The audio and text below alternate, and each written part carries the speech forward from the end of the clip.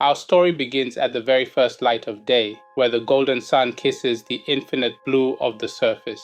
Meet Finn. To most, he's just a small fish, but Finn's heart is a compass pointing toward the unknown.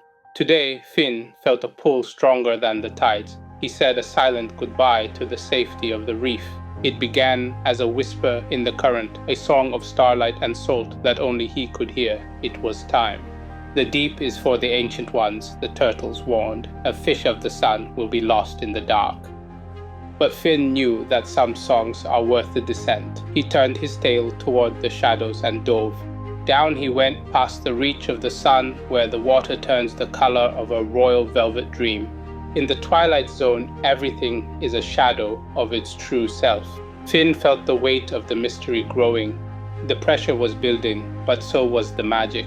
Every shadow held a story if you knew how to look. Suddenly, he was surrounded by stars, a massive cloud of lanternfish lighting the way like a galaxy. Their light was a symphony of neon, a reminder that even the dark has its own beautiful suns. He reached the bioluminescent garden, a forest of light that never sees the day, blooming in the silent cold. Every leaf and stem hummed with a soft, electrical glow. Finn felt the pulse of the ocean in every ripple. Translucent glass eels drifted past him, the silent weavers of the deep-sea currents. Their eyes were like tiny sapphires, reflecting a history older than any city on land. How far to the song? Finn asked. The eels only shimmered, their light pointing further down. The deeper he went, the more the song felt like a physical weight pressing against his scales with ancient truth. The pressure was heavy now, a reminder that Finn was entering a realm where very few dared to travel. He reached the abyssal wall. It looked like the end of the world, a staircase leading to the center of the earth. The water here was thick and heavy like liquid night. Finn's scales burned with a fierce, determined glow. He wouldn't stop. The song was no longer a whisper, it was a rhythmic heartthrob calling him home. In a hidden crevice, he found a glowing pearl, a teardrop of the ocean that shone with an intense blue. It was a beacon, a gift from the deep to the small voyager of the sun. Finn felt his strength return. Then a giant rose from the shadows, a sentinel with eyes like moons. It was Sid, the librarian of the abyss. Sid didn't want to guard secrets. He wanted to share them. He had been waiting for a listener like Finn. He showed Finn a scroll made of ancient seaweed, mapped with the songs of 1,000 years. The symbols told of a star whale who sang to the night sky through the clear waters of the abyss. Sid led him to the library of shells, thousands of glowing capsules, each holding a different melody. Listen, Sid seemed to say. Finn heard the history of every sunken city and every forgotten whale. The star whale is near, Sid signaled, but the final path is through the Crystal Canyon. Finn was ready. He thanked his giant friend and swam into the most magical place in the sea. The Crystal Canyon was a hall of diamonds. The light of the deep was captured and shattered into rainbows. Every reflection was a different version of Finn, each one braver and more radiant than the last. The song was a physical force here, vibrating through the crystals until the water itself began to sing.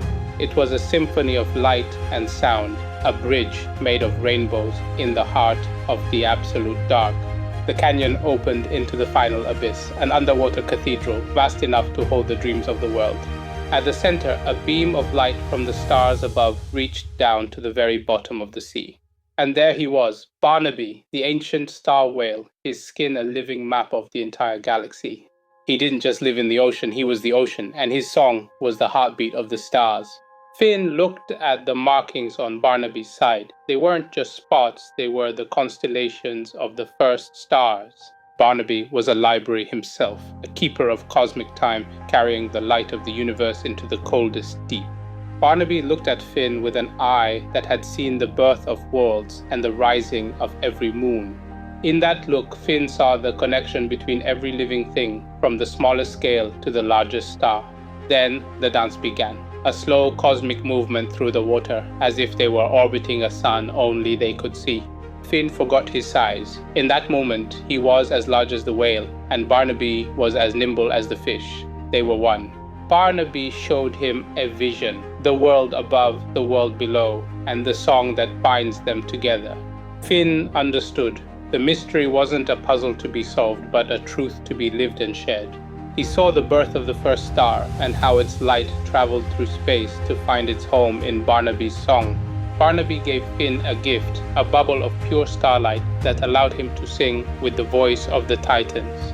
For the first time, Finn's song joined the great melody of the abyss. He was no longer just a fish, he was a star of the deep. The starlight didn't just surround him, it became a part of him. A map of the deep was written on his very skin.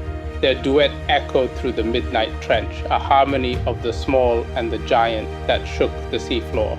The light shot up from the abyss, a message of hope and connection sent to every corner of the ocean. Finn learned that no fish is too small to change the world, and no heart is too small to hold the universe. The deep wasn't a place of fear, it was a place of connection, a place where everyone belongs. It was time to return. Sid and Barnaby watched as their new friend began the long journey home. They knew they would meet again, for the song of the star whale never truly ends once it's in your heart. Finn swam up, his scales now marked with the patterns of the stars. He was a traveler of both light and dark. Finn looked at the markings on Barnaby's side. They weren't just spots, they were the constellations of the first stars. Every layer of the ocean felt different now. He saw the beauty he had missed on his way down. The elder turtles and the reef fish watched in wonder as Finn streaked past them like an underwater comet. They had seen him dive into the dark as a simple fish, and they saw him return as a keeper of the deep. He broke the surface at exactly the same spot he started, just as the next morning sun began to rise. He took a deep breath of the air, his scales sparkling with both the sun's light and the whale stars. Everyone gathered around to hear the story. They listened to the song of the trench and the titan of the stars. The ocean was no longer a mystery to be feared, but a home filled with music and shared history. Finn was happy. He had found what he was looking for, and in doing so, he had found himself. The song of the deep lived on in his scales, a reminder of the day he chose to dive deeper. Moral: never stop asking questions, and never be afraid to dive deep into the unknown. For in the heart of the deepest mystery, you will always find your own light. See you on the next Odyssey.